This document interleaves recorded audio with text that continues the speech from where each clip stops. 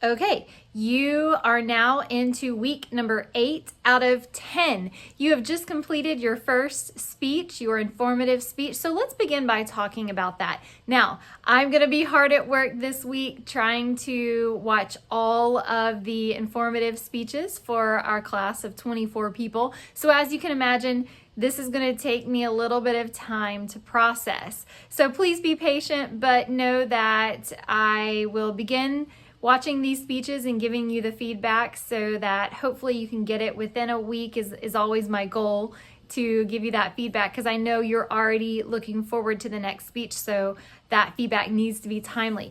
Let me talk a little bit about the feedback. So I'll be scoring these, as I've mentioned, according to the rubric put forth in the informative speech module.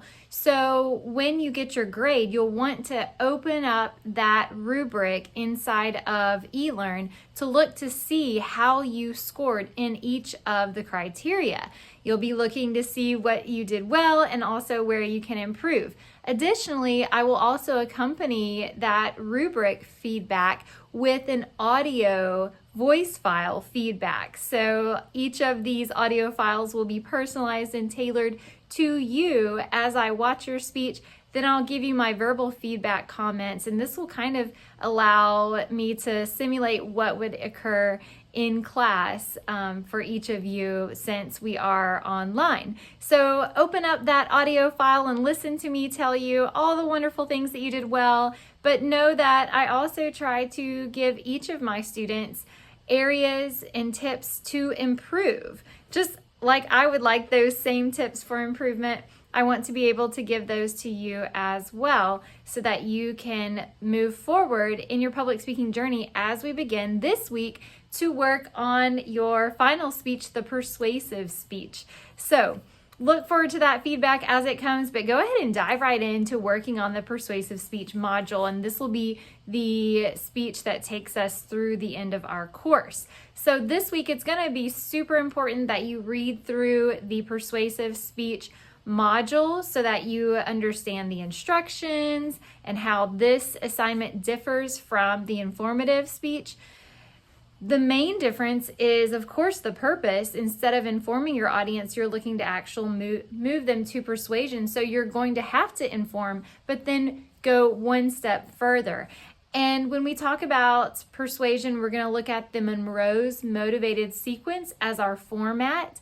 And this will essentially give us a plan and an organizational outline to walk through the process to convince your audience that they need to support the nonprofit that you have selected. So be aware of that. Chapter 15 in your textbook is specifically about persuasive speeches. So you'll want to read that chapter and think about the topic that you've selected as you're reading through so that you can kind of tailor the instructions for your specific nonprofit.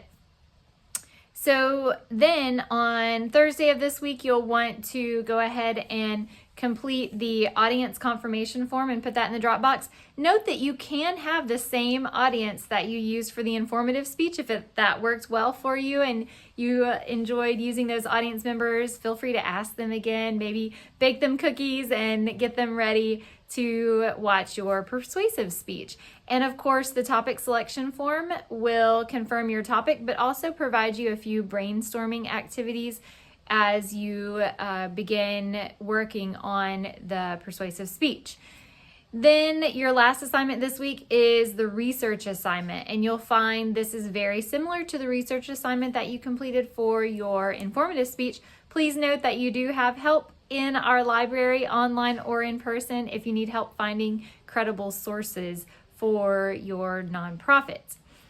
And we'll wrap up this week with our last discussion board. I cannot believe it is time to finish the class with our last discussion board.